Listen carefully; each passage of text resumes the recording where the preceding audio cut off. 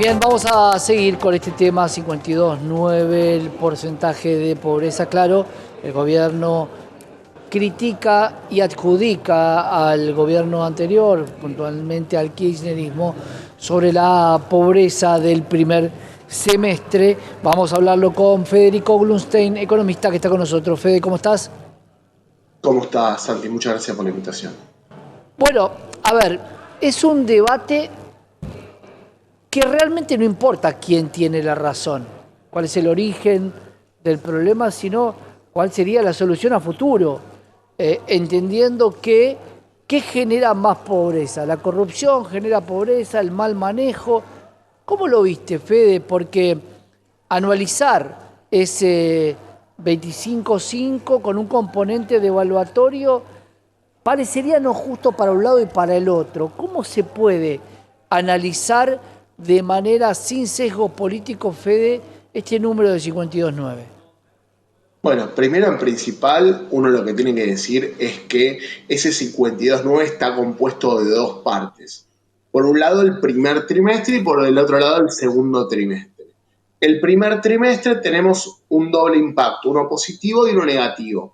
Por el lado del positivo tenemos que se cobró el aguinaldo, que influye directamente en los ingresos de las personas registradas para el mes de enero y que eso eleva en cierta forma el piso de la pobreza para lo que es el primer trimestre. Pero a su vez, tenemos que el efecto de la devaluación que vos estabas comentando impactó negativamente en el ingreso de la mayoría de las personas, pero sobre todo de las personas de clase media o baja que pasaron a ser pobres en el primer trimestre. Eso podríamos decir que inclusive, número más, número menos, el primer trimestre, es decir, los primeros 3 meses del año, con todo lo negativo que tuvo el ajuste, la recesión, la devaluación y demás, pudimos haber tocado el 57-58% de pobres, mucho más alto que el que tenemos, que es 52,9%. Para el segundo trimestre lo que se empezó a ver es que la caída de los ingresos de los sectores registrados se empezó a frenar. Y eso se traduce en que las clases media trabajadora, media media, media alta, empezaron a tener mayor capacidad de compra, por lo tanto, esa pobreza que estaba acelerándose en el primer trimestre se empezó a frenar, más allá de si hay o no una incidencia de el aguinaldo. Ya podemos decir que para lo que sería el tercer trimestre del año vamos a tener una menor pobreza, obviamente por la recuperación de ingresos, pero también por la incidencia, por ejemplo, del aguinaldo que impacta obviamente en el tercer trimestre. Por otro lado, antes de proseguir, yo creo que venimos de una pobreza en el segundo semestre que es del 41,7%, ¿no? Entonces, hoy la pobreza es 52,9 con todas estas modificaciones, esta evaluación, este ajuste, etcétera. Pero donde más lo vemos, el impacto del ajuste, es en las provincias que tenían mayor empleo estatal. Resistencia, Formosa, Santiago del Estero. Esos distritos poblacionales que tenían muchísima incidencia del sector público provincial, que hoy el Estado Nacional tiene menos transferencias, cargó parte del ajuste en ellas y tienen pobreza de hasta el 75, casi 75% como en Resistencia o del 67% como en Formosa. Ahí es donde vemos el impacto más negativo, es decir, parte de la pobreza se debe a la traslación de los efectos de la recesión y el ajuste hacia las provincias. Claro, ahí la gran pregunta que nos queda hacer es, al parecer hay 25 millones de personas bajo la línea de la pobreza, pero alguien decía de una manera muy cruenta en algún momento, bastante afín a la ideología actual, pero yo no veo a nadie muriéndose en la calle. Esto hace que hay mucha gente con índice de pobreza, pero que no tiene riesgo de vida. Bueno, a ver, yo diría que está muy equivocado el que cree que no hay un riesgo con este incremento de la pobreza, porque se duplicó la indigencia.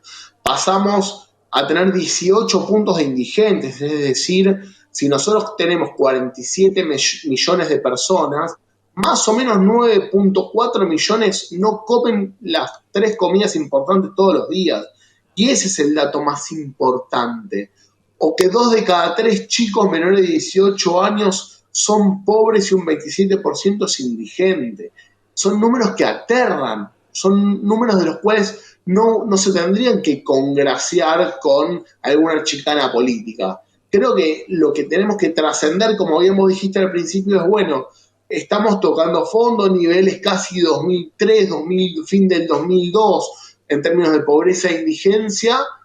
A partir de acá empecemos a pensar cómo hacemos para influir en que estos números no crezcan, es decir, que baje la pobreza, que baje la indigencia, que se recupere el nivel de ingreso poblacional, que vuelva el consumo, y para eso hay que dejar de pensar en el numerito ese de que si me cierra el superávit o no, Bueno, porque para eso.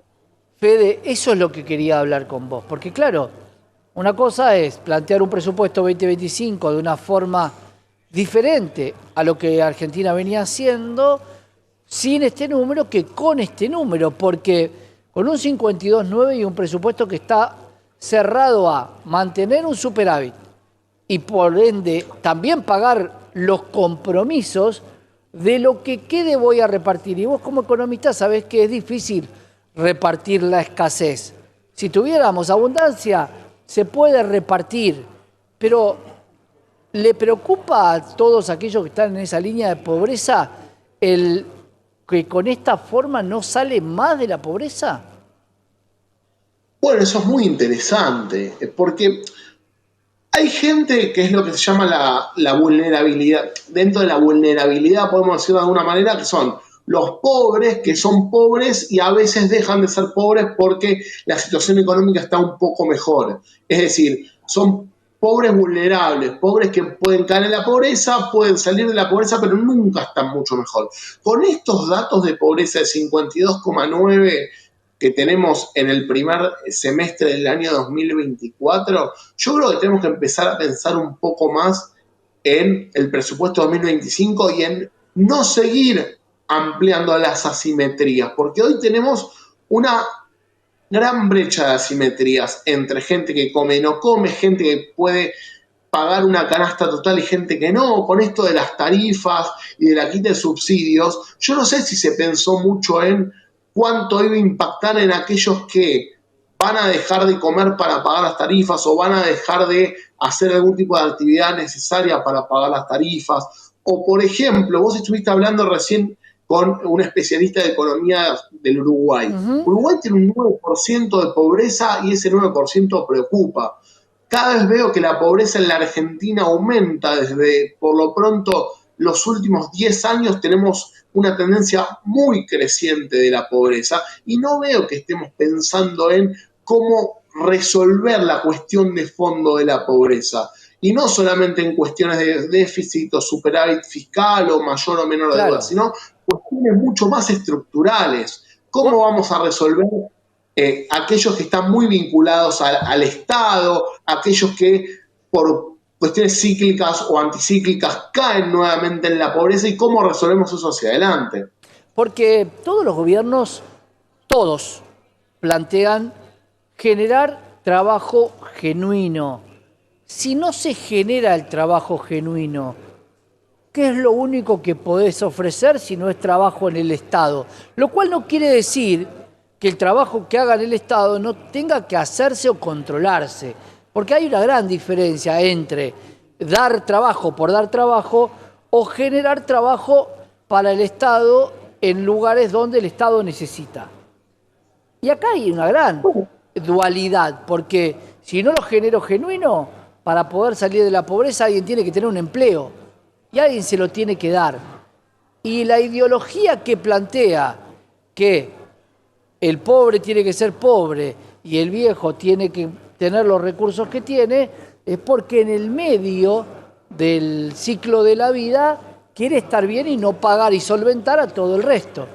Pero esa es una función del Estado, solventar a todo el resto. Si discutimos esa función del Estado, entonces la pregunta es, entonces, ¿quién lo hace? Bueno, primero el principal, acorde a lo que dijiste al principio de la locución, y es todos plantean un modelo de desarrollo, pero nadie está planteando qué es lo que va a pasar en el corto plazo inmediato. ¿Podemos generar más empleo de calidad registrado? Yo creo que no. Inclusive un colega recientemente me comentaba que el empleo que estamos generando en el sector servicios con tecnología es empleo que no es lo que se llama en blanco, es empleo principalmente monotributista. Por lo Claro, tanto, vamos a tener probablemente esta falta de financiamiento que vos comentás al final. ¿Quién va a financiar la jubilación de los mayores que pagaron durante 30, 35, 40 años? Entonces, creo que Argentina no está en condiciones de decir, bueno, de acá a 20 años vamos a generar 10 millones de puestos de trabajo registrados, y porque no.